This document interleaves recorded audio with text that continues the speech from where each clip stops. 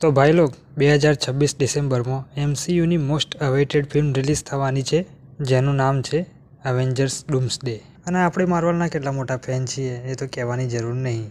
Avengers ડૂમ્સડેમાં માર્વલના next big bed daddy છે doctor doom. અને આ કેરેક્ટર પહેલાંથી પોપ્યુલર તો છે જ, પણ અત્યારે એની પોપ્યુલારિટી નેક્સ્ટ લેવલ પર છે, કેમ કે ડૂમ્સડેમાં ડોક્ટર ડૂમનું કેરેક્ટર પ્લે કરી રહ્યા છે આપણા ટોની સ્ટાર્ક, રોબર્ટ ડાઉની જુનિયર, જેમાં ડોક્ટર ડૂમ ટોની સ્ટાર્કનું એક અલગ વેરિયન્ટ હશે. તો આજે આપણે વાત કરીશું ડોક્ટર ડૂમ વિશે. તો ડોક્ટર ડૂમ માર્વલ યુનિવર્સમાં એક સુપર વિલન છે જે મેજિક અને સાયન્સ મિક્સ કરીને પાવર હાંસિલ કરે છે. ડોક્ટર ડૂમનું નામ છે ડોક્ટર વિક્ટર વાન ડૂમ, અને એ સૌથી પહેલાં દેખાયો હતો માર્વલની કોમિક ફેન્ટાસ્ટિક ફોર ઇશ્યુ 5માં. ડૂમ લતવેરિયા દેશનો રાજા છે. આ એ જ લતવેરિયા છે જ્યાં અવેન્જર્સ એજ ઓફ અલ્ટ્રોનના એન્ડિંગમાં આખું શહેર હવામાં ઉડ્યું હતું, પછી પાછું જમીને અથડાયું હતું. ડોક્ટર ડૂમ ગ્રીન કેપ અને ટાઇટેનિયમ આર્મર પહેરે છે. ડૂમ અર્થના બ્રિલિયન્ટ માઇન્ડ્સમાંથી એક છે જેની પાસે સોર્સરર સ્કિલ પણ છે, જ્યાં એક ટાઈમે ડોક્ટર ડૂમ સોર્સરર સુપ્રીમ પણ બન્યો હતો. ડૂમનું એક જ લક્ષ્ય છે દુનિયા પર રાજ કરવું.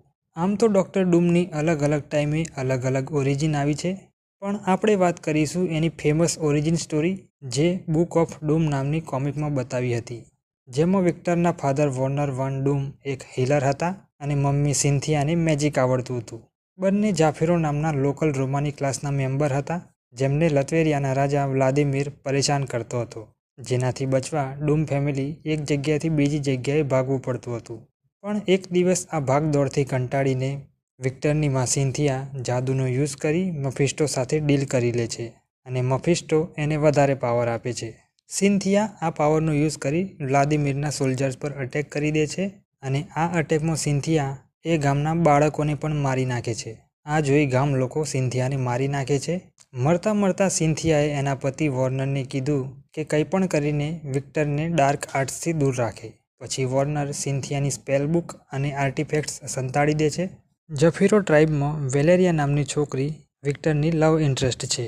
આ ઘટનાના થોડા ટાઈમ બાદ વ્લાદિમીરની વાઇફની હાલત ખરાબ થઈ જાય છે, તો એ વિક્ટરના પિતા વોર્નરને બોલાવે છે એની વાઇફને હીલ કરવા, પણ એની વાઇફ બચી શકતી નથી. વિક્ટર એના પિતા સાથે ત્યાંથી નીકળી જાય છે. બેરનના માણસો એમનો પીછો કરે છે. વોર્નર એના છોકરા સાથે એક બર્ફીલી પહાડી પર સંતાઈ જાય છે. વિક્ટર આખી રાત એના પિતા સાથે બર્ફીલી પહાડી પર સંતાઈ રહે છે, અને સવારે એની આંખ ખુલે છે તો એને ખબર પડે છે કે એના પિતા ઠંડીના કારણે મરી ગયા છે. વિક્ટરને એના પપ્પાની બોડી પાસે એની મમ્મીની ઝલક દેખાય છે. ત્યારે વિક્ટરને એની મમ્મી અને મફિસ્ટોની ડીલ વિશે ખબર પડે છે. જાફેરો ટ્રાઇબના લોકો એમને શોધતા શોધતા ત્યાં આવી જાય છે. સાથે સાથે વ્લાદિમીરના માણસો પણ આવી જાય છે અને વિક્ટરના પપ્પાની બોડી પોતાની સાથે લઈ જાય છે. આ ઘટનાથી વિક્ટર એકલો થઈ જાય છે. પછી વિક્ટરને એની મમ્મીની સ્પેલ બુક અને આર્ટિફેક્ટ્સ મળે છે, જેની મદદથી એ એની મમ્મીને શોધવા લાગે છે. જ્યારે મેજિકથી કામ નથી થતું ત્યારે એ સાયન્સની મદદ લે છે. મેજિક એન્ડ સાયન્સના કોમ્બિનેશનથી વિક્ટર વ્લાદિમીરના માણસોને એના કબીલાથી દૂર કરી દે છે. પોતાના ઇન્વેન્શનની મદદથી એ બધું જ કરે છે જે એની મમ્મી કરવા માંગતી હતી એના લોકો માટે. પછી એક રાત વિક્ટર ચાલતા ચાલતા પોતાના કબીલાથી થોડી દૂર આવી જાય છે. ત્યાં એને વ્લાદિમીરનો એક સોલ્જર પકડી લે છે. વિક્ટર એની જોડે ફાઇટ કરે છે અને પહેલી વાર કોઈને મારી નાખે છે. આ ઇન્સિડન્ટ પછી વિક્ટર પરેશાન રહેવા લાગે છે. થોડા દિવસ પછી એક અમેરિકન જનરલ વિક્ટરને પોતાની સાથે અમેરિકા આવવા ઓફર કરે છે. એના બદલામાં વિક્ટર એમના માટે કંઈક નવું ઇન્વેન્શન કરે. વિક્ટરે જનરલ માટે હથિયાર બનાવવાના હતા અને કોલેજમાં ભણવાનું હતું. પણ ખાલી વિક્ટર જ જનરલ માટે કામ નહોતો કરતો. એની કોલેજનો બીજો બ્રાઇટ સ્ટુડન્ટ રીડ રિચર્ડ્સ પણ કામ કરતો હતો, અને બંને બ્રાઇટ સ્ટુડન્ટ્સ સાથે કામ કરતાં કરતાં દોસ્ત બની જાય છે. વિક્ટર જનરલને રોબોટ્સ અને બોમ્બ બનાવી આપતો, અને સાથે સાથે પોતાની મમ્મીને પણ શોધવાનું ચાલુ રાખ્યું. એને જનરલથી છુપાવીને પોતાની અલગ લેબ બનાવી, જેમાં એને ટાઈમ મશીન બનાવી લીધી. વિક્ટર આ મશીનમાં બેસી મશીન ચાલુ કરે છે અને મેન્ટલી મહિનાઓ સુધી હેલમાં પોતાની મમ્મીની શોધ કરે છે, જ્યાં મફિસ્ટોની કેદમાં સિન્થિયા મળી જાય છે, પણ એ વિક્ટરને ત્યાંથી નીકળી જવા કહે છે. અસલી દુનિયામાં આ બસ થોડા કલાકનો સફર હતો, જેના અંતમાં એ ટાઈમ મશીનમાં બ્લાસ્ટ થઈ જાય છે, જેમાં વિક્ટરનો ચહેરો ખરાબ થઈ જાય છે.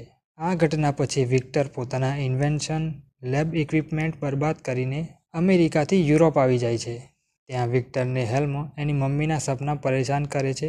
બીજી બાજુ અમેરિકન જનરલ અને વ્લાદિમીરના માણસો એને યુરોપમાં શોધી રહ્યા છે. વ્લાદિમીર અમેરિકન મિલિટરી સાથે મળીને વિક્ટરનો બચપન કા પ્યાર વેલેરિયાને વિક્ટર જોડે મોકલે છે. વેલેરિયાને ખબર નથી કે આ બેરનની ચાલ છે. ત્યાં એમની ઉપર અટેક થાય છે અને એક સોર્સરર એમની જાન બચાવે છે. એ વિક્ટરને તિબ્બતના એક મંદિરમાં મોકલે છે. મહિનાઓ સુધી બર્ફીલા પહાડો પર ચાલતા અને ખતરનાક જાનવરોનો સામનો કરતા વિક્ટર તિબ્બતના મંદિરમાં પહોંચી જાય છે. ત્યાં એ 5 વર્ષ સુધી સખત મહેનત કરી ત્યાંની મિસ્ટિક આર્ટ્સ અને ટેકનોલોજીમાં માસ્ટરી હાંસલ કરે છે. જ્યાં એને એક એવું મશીન બનાવ્યું જેનાથી એને આખી દુનિયાની ખબર મળતી હતી. વિક્ટરને આ મશીનથી રીડ રિચર્ડ્સની સ્પેસ વિસલની ખબર પડે છે અને વ્લાદિમીર વિશે પણ. ત્યારે વિક્ટર પોતાના માટે એક મિસ્ટિકલ આર્મર અને માસ્ક બનાવડાવે છે અને નવું નામ અપનાવે છે, ડૉક્ટર ડૂમ. પછી એ લેરિન નામના મોન્ક સાથે નીકળી પડે છે વ્લાદિમીર સાથે બદલો લેવા. ડૂમ લથવેરિયા આવીને એક ખાલી ગામમાં રહેવા લાગે છે જ્યાં એની મમ્મીએ મેજિકથી નાના બાળકોને મારી નાખ્યા હતા. ડૂમે ત્યાંના સોલ્જર જોડે ફાઇટ કરી કેદીઓને છોડાવ્યા અને એ વાત ફેલાવવા કહી કે લથવેરિયાનો રાજા ડૉક્ટર ડૂમની પાવર આગળ હાર માનશે. પાછા આવીને ડૂમે રોબોટ્સ આર્મી બનાવવાનું શરૂ કર્યું અને જાફીરો ટ્રાઇબને શોધ્યા. એમને હોલોગ્રામ લોકો જેમાં ડૉક્ટર ડૂમ વ્લાદિમીરને લડવા માટે ચુનૌતી આપે છે. પણ એમાંથી એક માણસે એને ના પાડી તો ડૂમે એને મારી નાખ્યો. આ જોઈ બીજા માણસો ડરી ગયા અને એની વાત માની લીધી અને જલ્દી જ લથવેરિયામાં દરેકને ખબર પડી ગઈ કે ડૂમ લથવેરિયાના લોકોને આઝાદ કરવા આવ્યો છે. ત્યારે એક અલગ આર્મી સામે આવી ડૉક્ટર ડૂમનો સાથ આપવા. ડૉક્ટર ડૂમની પાસે હવે રોબોટ્સની સાથે માણસો પણ હતા અને રોજ નવા રિબેલિયન ડૂમ સાથે જોડાવા લાગ્યા. પછી ડૉક્ટર ડૂમે વ્લાદિમીરને હોલોગ્રાફિક મેસેજ મોકલ્યો કે અત્યારે હાર માની અને પોતાની જાન બચાવે. વ્લાદિમીર આ સાંભળી ગુસ્સે થઈ જાય છે અને હોલોગ્રામ તોડી નાખે છે. એ પોતાની આર્મીને લડાઈ કરવા માટે તૈયાર કરે છે. પણ ડૂમ એની રિબેલિયન આર્મી સાથે આવ્યો ત્યારે વ્લાદિમીરની આર્મીએ એના માટે રસ્તો ખાલી કરી દીધો. ડૂમ સીધો ગયો વ્લાદિમીર જોડે અને એને મારી નાખ્યો. વ્લાદિમીરના મરતા જ ડૂમે એનો ગ્રીન કેપ અને ક્લોક ચેન કાઢી અને એ પહેરીને ડૂમ લથવેરિયાનો નવો રાજા બની ગયો. આ બધું ખતમ થયા પછી ડૂમે મફિસ્ટોને સમન કર્યો અને એની જોડે એક ડીલ કરી કે દર વર્ષે મફિસ્ટો એને એક મોકો આપશે એની મમ્મીને આઝાદ કરવાનો. પણ એ જેટલી વાર ફેલ થશે લથવેરિયાના લોકો એને એટલી જ નફરત કરશે અને જો એ જીતી પણ જાય તો એની મમ્મી મફિસ્ટો જોડેથી આઝાદ થઈ જશે પણ નરકમાંથી એની આત્મા જશે ક્યાં એ ડૂમના હાથમાં નહીં હોય. ડૂમ આ વાત માની જાય છે અને દર વર્ષે મફિસ્ટો જોડે લડાઈ કરે છે. પણ એ જીત્યો કે નહીં એ વાત એને ખુદને ખબર નથી. તો આ હતી વિક્ટર વાન ડૂમની ડૉક્ટર ડૂમ બનવાની સ્ટોરી. ડૉક્ટર ડૂમ અવેન્જર્સ ડૂમ્સડેમાં આવવાનો છે ટોની સ્ટાર્કનો વેરિયન્ટ બનીને, જેના માટે હું અત્યારથી જ એક્સાઇટેડ છું. પણ તમે કેટલા એક્સાઇટેડ છો? કમેન્ટ્સમાં જણાવો. વિડીયો પસંદ આવ્યો હોય તો લાઇક કરજો, ચેનલને સબસ્ક્રાઈબ કરજો. હું મળું નવા વિડીયોમાં. ત્યાં સુધી સભાવાળો ખમ્માને મજા કરાવે.